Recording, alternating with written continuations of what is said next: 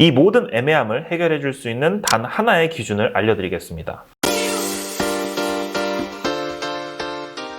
안녕하세요. 은퇴한 사회초년생 은사코치입니다. 돈 관리하다 보면 어떤 것부터 갚아야 할지 누구나 한 번쯤 고민해 봤을 겁니다. 이제 막 입사한 사회초년생은 학자금 대출과 저축 중 어떤 걸 먼저 해야 할까요? 또 5년차 직장인은 평소 갖고 싶었던 명품 가방과 주식 투자 중 어떤 걸 해야 할까요? 마지막으로 신혼부부는 자동차 할부와 부동산 대출 상환 중 어떤 것부터 신경 써야 할까요? 이 모든 애매함을 해결해 줄 수 있는 단 하나의 기준을 알려드리겠습니다. 어떤 책에도 없는 내용이니 꼭 보시길 바라고요. 엑셀 파일도 준비해 놨으니 이용해 보세요.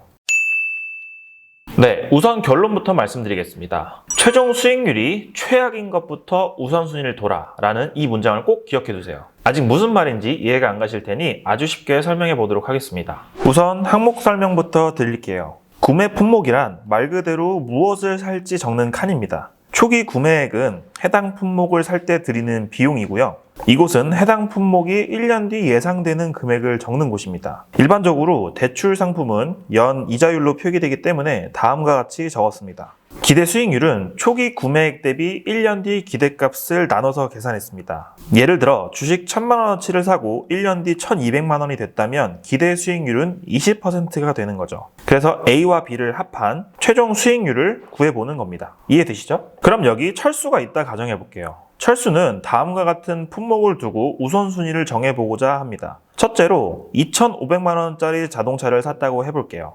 자동차의 감가상각과 유지비를 감안해보니 1년 뒤 2천만 원의 기대값이 나왔습니다. 그럼 기대 수익률은 마이너스 20%고 연이율 5% 캐피탈을 꼈다면 최종 수익률은 마이너스 25%가 됩니다.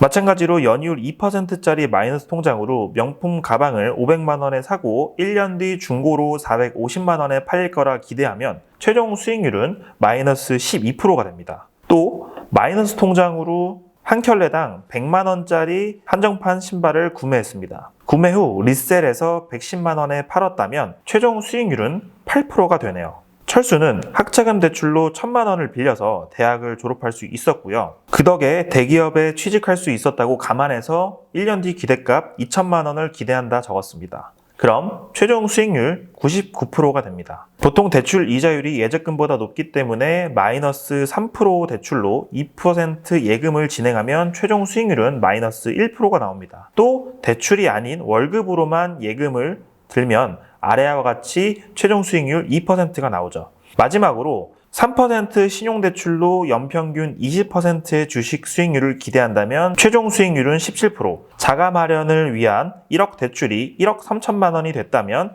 최종 수익률은 25%가 되네요. 제가 맨 처음에 수익률이 가장 낮은 것부터 손을 봐야 한다 했죠. 그 결과 철수가 가장 먼저 갚아 나가야 할 것을 순서대로 정해보자면 자동차, 명품 가방, 부채를 이용한 예금, 부채를 이용하지 않은 예금, 한정판 신발, 주식 투자, 부동산 투자, 학자금 대출이 되겠습니다.